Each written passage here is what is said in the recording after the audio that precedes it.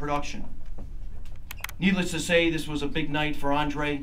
As I said earlier, it was a masterful performance. Once again, he didn't lose a round. We felt that Andre needed this fight before the big one on November 19th. It's been an incredible journey for him.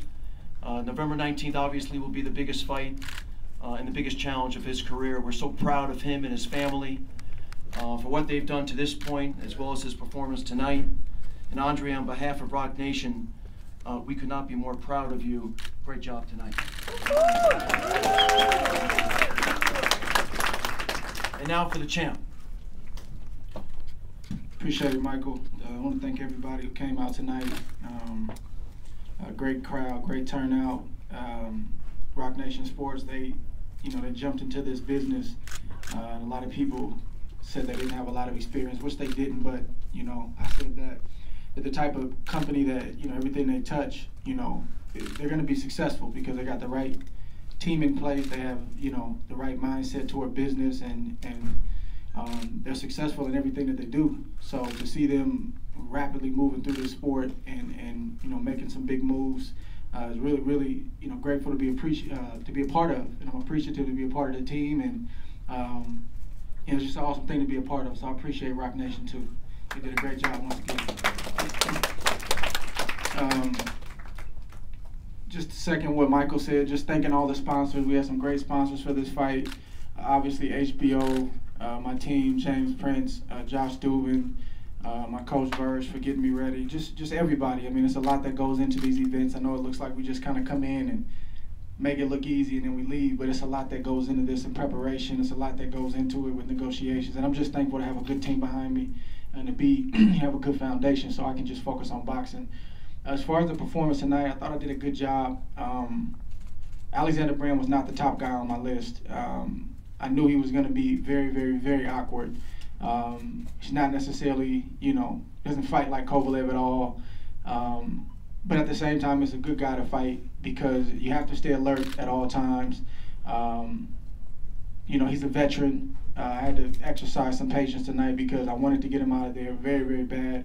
But at the same time, you got to be smart because he's literally closing his eyes and swinging for the fences and hoping he lands something. And this is professional boxing with small gloves on, so anything can happen. He caught me a couple times, but nothing that was, nothing that buzzed me or anything like that. But you just got to stay alert. And I was trying to push, but I wasn't able to get the knockout tonight. But I'm thankful I got the win. I'm excited about November, and I'm coming to get those belts. On another division right now, but we did beat a lot of great champions at 168. It took a lot of time, and I was involved in a unique tournament, the Super 6, which allowed me to fight a lot of great fighters quicker than I probably would have. So that had a lot to do with it. And now I'm hitting reset. I'm starting over. So at 20, it'll be 22 years in the sport this December. I'm a young veteran. And you got to keep finding things to motivate you.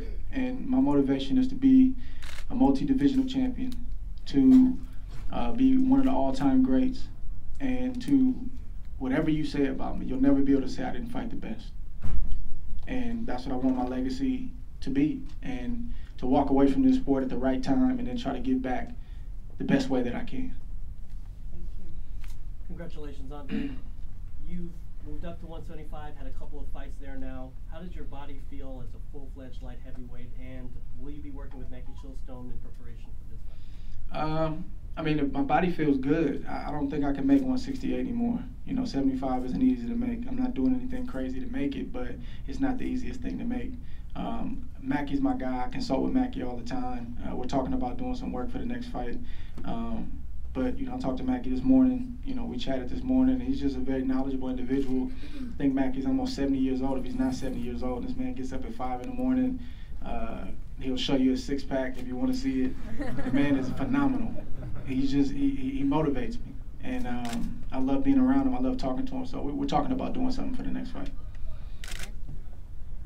Your ability to work from both stances tonight was incredible. I haven't done that in a while. Yeah, and it was something that I hadn't seen. And so, your preparation was that did you plan to work both stances, or is that something that just happened to work My for you wife, tonight? man, she been, like, honestly, she been getting on me about it. She's like, why haven't you been turning southpaw? I'm like, because, like, I don't know. Listen to her. You need to probably start doing that more. So we've been kind of like talking about it. And then Verge has been pushing me in camp a lot to start doing it. That's something I did a lot more as an amateur and even early in my career. And I couldn't tell you why I got away from it. You know, I don't know. But, you know, it's something that's natural. I'm naturally left-handed. Virgil turned me around when I was a kid. So I feel very comfortable from that stance. I have a very strong left hand. And it's something I got to keep doing because it's very effective. Thank you. Hey, Andre, speaking of which, I was just curious if you could talk further about preparing for a guy like Alexander Brand, because to me he doesn't really resemble anybody else out there other than maybe Sam Solomon or something like that. Yeah, it's a good comparison. So, can you talk about preparing for a style like his? I mean, you try to get we had good sparring. We had some different looks. I think the key is different looks. You know, we had some tall guys. We had, you know, several guys that were his height that, you know, fought similar, you know, who, you know, were tough and threw wide punches and hard punches. And, you know, you do the best you can to get guys that are compatible, guys that are similar. But it's like I told the HBO crew yesterday, you know, this wasn't the top guy on my list. He's a very awkward guy. I expected actually it to be an ugly fight, and I expected him to be doing a lot more mauling and holding. But I said I have to figure it out. Like a top fighter, you have to figure it out. There's no excuses. Like if I'm fighting a brawler, a short guy, a rangy guy, if you want to be the best, you have to find a way. So we found a way tonight. Again, I wanted to get a knockout. I wanted to stop him. I wasn't able to do that, but I am happy I got another 12 rounds under my belt. Congratulations, Andre, on your fight. Thank you. My name is Tone with T1 Visuals. Do you think after the Sergey fight, will you still, if you're successful, are you still going to continue to fight at the Oracle, or the rest of your fights are going to be towards like Vegas or the Berkeley Center? I mean, I'm never abandon Oracle. You know, I think, you know, we're able to take care of our business in November. We're just going to be in a stronger position. That's all that means, you know. And of course, it's a business aspect of it, but you know, my team knows how I feel about, you know, my hometown and my home area. I'm gonna never abandon Oracle ever, and I'll never apologize for fighting here either. Won't do it. So looking at some of the younger boxers like Devin Haney, what type of advice would you give them to stay the distance? As far as just their career, I mean, it's, you know, it's tough. I mean, I just try to, you know, give advice if it's asked of me. You know, I don't know if I'll ever have an official role in this sport like a promoter or a manager. You know, I don't know. I kind of struggle with that. I don't know if that's something I want to do, but you know, I have been, and I want to continue to be a guy that's available for somebody to call, somebody to pull to the side and talk to. And you know, it's been amazing how, you know, some of the trials I've been through, you know, through boxing has, you know, it wasn't just for me. You know, I've had so many people call me, send me contracts, and I'm like, listen, I'm not a lawyer. I can't read this, but I can get it in the right hands. And just ask me my advice because they know I've weathered the storm and got through things like that. So I just try to give advice wherever I feel is needed. You know, I don't try to bombard guys because my way is not necessarily right for them. But a guy like Devin Haney, he's on the right track, and he's ahead of the game because he has a father who is leading him in the right direction, who's helping him, he's listening to his dad. So that's more than half the battle. So a kid like Devin is gonna be just fine, and if he stays focused, which I believe he will, he's gonna be a champion for a long time. Thank you. Now your opponent was extremely wild. He kind of had like a Ricardo Mayorga type of style. Where he was really, I think he knocked himself down at one point. He knocked himself down. So how do you stay defensively responsible with a guy who's just, like you said, swinging for the Yeah, it's mental. It's just staying alert. It's just staying alert. I mean, I got pretty good instincts in there, and a couple punches he threw, I was like, wow. Like I looked disrespected at some of the punches you was trying to throw. Yeah, like you really think you gonna hit me with that? That's how you feel? But that's who he is. I mean, some of the uppercuts and some, you know, when Virgil's pressing me, he was like, come on, son, let's get it. He wanted me to get the rounds and try to get him out of there inside of 10. He wanted the rounds for sure. And I tried, man, you know, and I'm really hard on myself, man. I'm a little disappointed I didn't get that, but, you know, I tried. But at the same time, like you said, I got to be defensively responsible because if he catch me with something stupid, you know, everybody's faces are going to look a lot different out there at this press conference right now. You had a award, and then, you know, you got, you know, the fight's off in November, and you know, how you feel about that? And I didn't want to answer those kind of questions, so I just tried to be smart. You say I voted on your left hand tonight, the young boxer right here, and it cost him 40 push-ups. Yeah, because he had you pegged through most of the fight, the young boxer, and he told me you wanted to get a left-hand knockout. Yeah. And I said, hey, you'll get it. Yeah, I tried, man. I'm sorry. I tried. Yes, you. Okay, me and you going a day apart, but You the 22nd or 24th? 22nd. Okay. 22nd. What do you think your run means, you know, for an urban city like Oakland? Anything is possible. Anything is possible.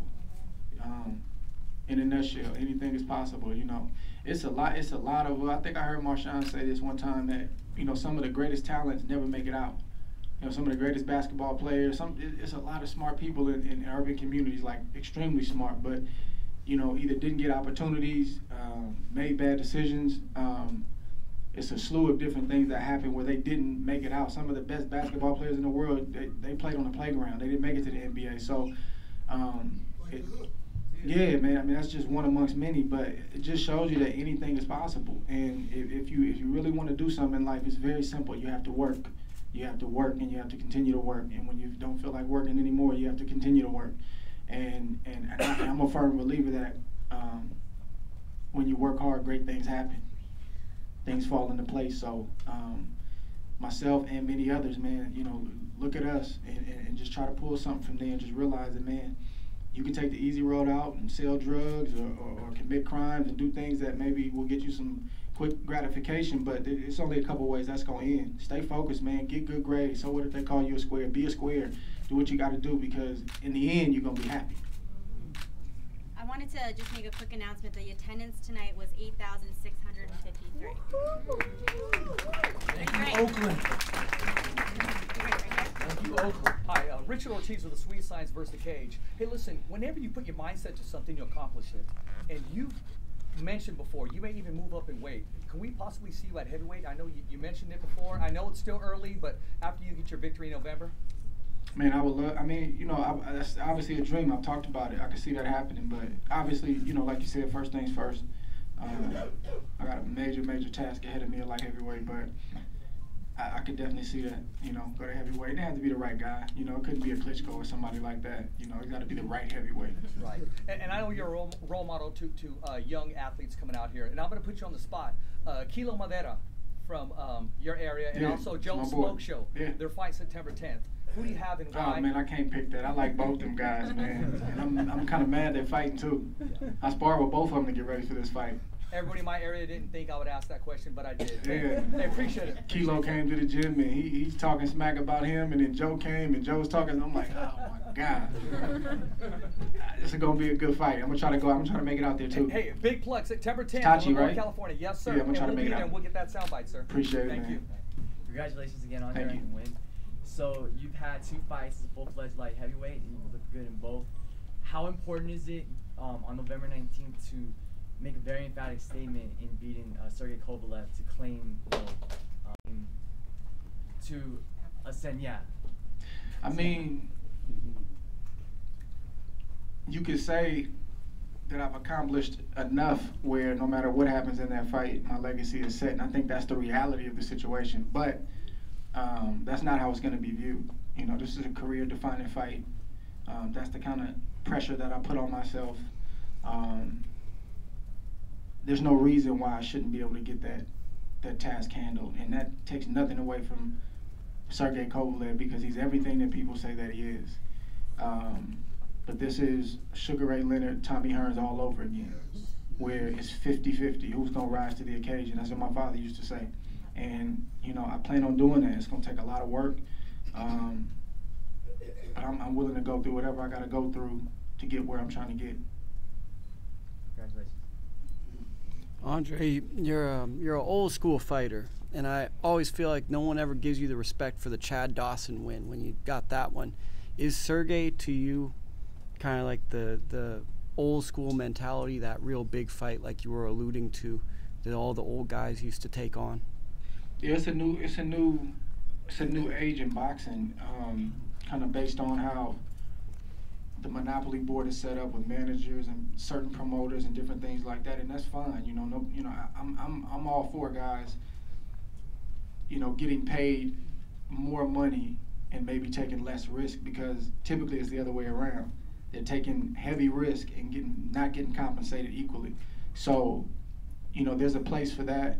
And then there's a place for guys saying, okay, you know, get the money right, and I fight the best guy out there. So I'm not saying I'm the toughest guy on the block. I'm just trying to do my part. This is my race, and I'm trying to finish my race and finish it strong. And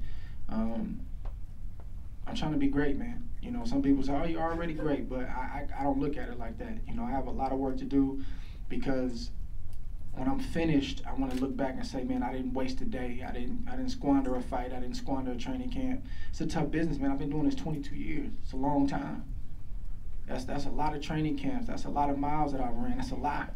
So when you go into a fight like in November, it's not just,